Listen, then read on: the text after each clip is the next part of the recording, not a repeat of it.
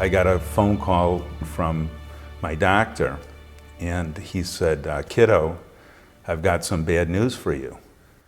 Wow. And I said, are you telling me I have cancer? And he said, yes. And it was such a shock because it was something that for me just was out of the blue because I felt so healthy. And I said, well, what kind of cancer is it? He said, it's a very rare cancer called leiomyosarcoma.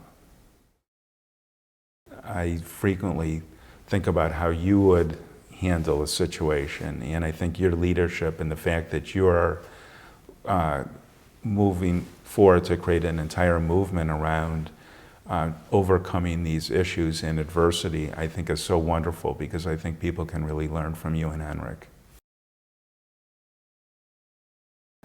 What I found was I got an inner peace because I recognized that no matter what happened, and I didn't know, it was 50-50, but I was okay because I felt so confident and comfortable that I wasn't going to have to look back and ever ask myself, why did this happen to me?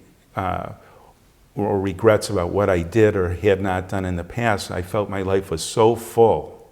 And if I was hit by the truck, I was okay because I felt like I hadn't left anything behind. And so because of that, I was really only about going forward.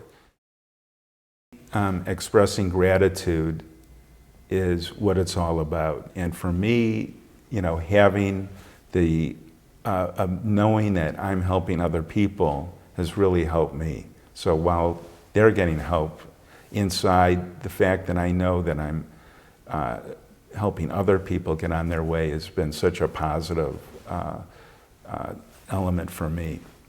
One of the biggest concerns I had was not just about me, but how do I convey this to our kids? As a family unit, we really came together. And so as tough as the cancer was on the one hand, I started seeing some positive things that were emanating out of it. The first thing is how our family came together and supported each other. I think it's about taking every day as it comes. And with cancer, it's hard to know and it's very difficult to predict what the future outcome's going to be. Like with myself, I thought after having originally been diagnosed in 2009 that it was behind me. It's come back on multiple occasions, most recently this year. About 4 months ago, I had no hair. You wouldn't have recognized me. Although a few people said I looked pretty good. They thought it was my new style. But I think it's really about finding your inner self and recognizing that every day matters and every day counts. And to not focus on the cancer, but focus on how you're going to live that day and the next day beyond. And for me, just being able to continue to look forward in a positive way has been like my key in terms of being able to get through this.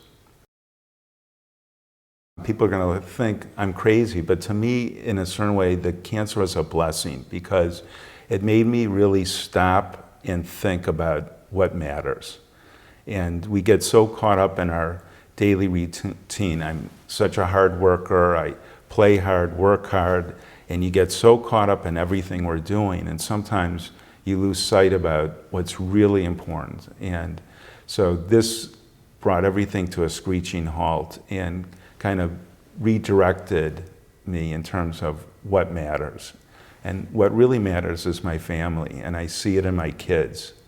And it's funny, as time has gone on, now my oldest daughter's 28, we have twin daughters who are 24 and a son who's 19. And as they've matured and grown up, I've recognized that they follow your lead. And it's not so much what you say, but what you do. And how you react to things really has an impact on them. And they will see the confidence that I exude, the fact that I have not let this get in the way of how I live, how I contribute to my effort at the office, my charities that I'm involved with.